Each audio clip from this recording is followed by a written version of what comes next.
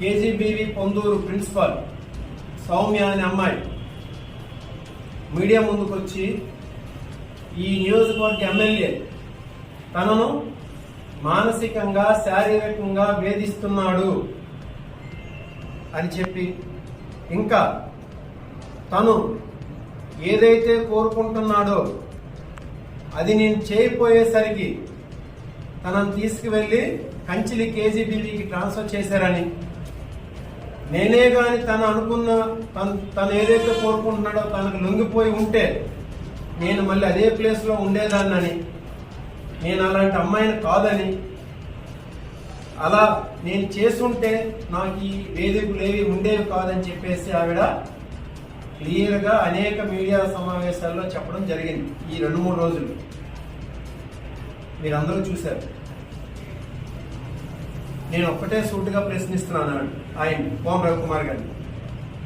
ఆవిడ ఏదో కుటుంబ సమస్యలతో ఒంటరిగా ఉంది. ఒంటరి మహిళ, దళిత మహిళ, 33 సంవత్సరాలు ఏజ్ ఉన్న ఆవిడ.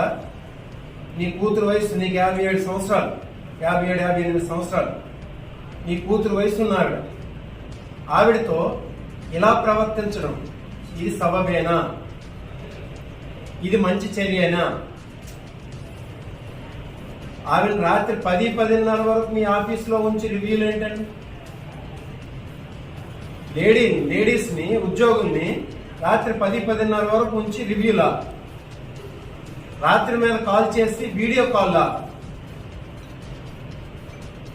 కాల్ చేస్తే రివ్యూనా? వీడియో కాల్ చేయాలా? రివ్యూ చేయాలంటే మామూలు కాల్ చేయొచ్చు కదా, గ్రూప్ కాల్ చేయొచ్చు కదా, వాయిస్ కాల్ చేయొచ్చు కదా. వీడియో కాల్ చేయడం ఏంటో? నీకు ఏం అవసరం వచ్చింది రాత్రి మీద వీడియో కాల్ చేసి? ఆ ఫోటోలు చూడండి. వాళ్ళు నైటీలతో ఉంటే వాళ్ళని వీడియో కాల్ పెట్టేసి ఈయన ఒక పక్క, వాళ్ళు ఒక పక్క, వాళ్ళ కింద ఉన్న వాళ్ళంట వీడియో కాలే స్టార్ట్ చేయమన్నారని చెప్పడం అంట. ఎందుకోసం అది ఏం పని? అది ఎంత అసభ్యంగా ఉంది. సమాజంలో తిరుగుతున్నాం. నేను ఇందుకోసం ఎమ్మెల్యేగా ఎందుకుంది? నీ కూతురు వయసు ఉన్న ఆవిడ ఇది ఆలోచన చేయాలి.